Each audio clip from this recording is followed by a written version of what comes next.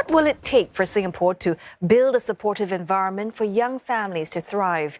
One minister says everyone can pitch in rather than relying only on government policies. Indranee Rajah says that's especially important in light of the challenges brought on by the pandemic.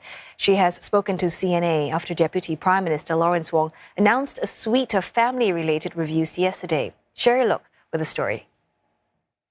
One of the main areas of focus under Forward Singapore's care pillar is families.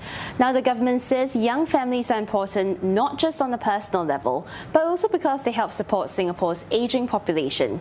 So I speak to Minister Indranee Rajah to find out what the government is doing to support them. So, Minister, what kind of feedback has the government received on what kind of support is needed for families? What we're very clear about is Singaporeans would like to get married, would like to have families, would like to have children. But it's not without challenges. And some of the challenges and their concerns that they shared with us were costs of raising a child, work-life balance, caregiving needs, especially for preschool when the child is young, and in the current environment, post-COVID, also on housing, being able to get a home, because obviously young couples want to have a home before they actually start a family. I mean, it doesn't stop them from having families, but I think it makes them think a little bit more when deciding whether to have one child or two children, and these are things that would need to be addressed. Well, the Marriage and Parenthood survey that was recently released shows a strong preference for flexible work arrangements, especially among those of young children. So what's the government doing on that front? Flexible work arrangements are a very important part of our strategy going forward. MOM has been working with the tripartite partners, but we really need employers to be on board for this. Flexible work arrangements does not equal work from home, but work from home is a subset of flexible work arrangements. There are many ways in which you can arrange work to make it more family friendly. And in today's context of labor shortage, constraints, and you've heard about Great Resignation, quiet quitting, lying flat. All of these are signs and indications that people feel stressed and the need to be able to achieve some balance in their lives.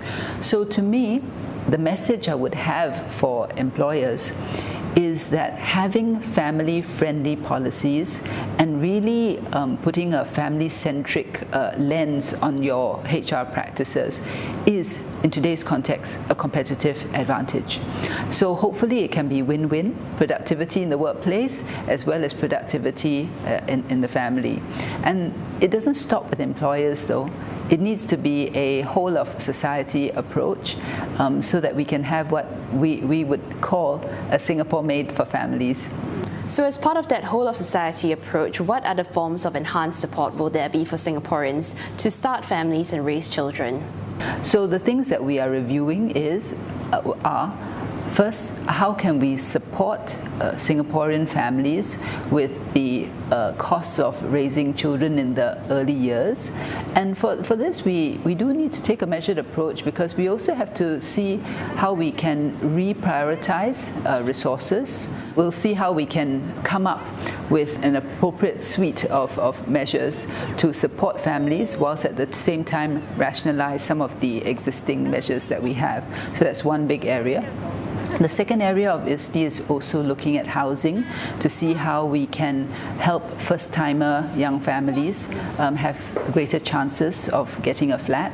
The third area that we're reviewing and looking at is to see whether or not there's anything more that we need to do in the area of caregiving leave, and also to see how we can encourage fathers to take up their share of the leave, because as you know, paternity leave take-up rate is only about 50%, just over 50%. Part of it may be the dads, but a CNA survey some time back also showed that one of the reasons why paternity leave is not used is because the employers are not so forthcoming or supportive of it. So we need the employers on board as well. and then in general, just to see how we can make schools and the programs in schools to have that greater balance. We've made moves like moving the PSLE T-score.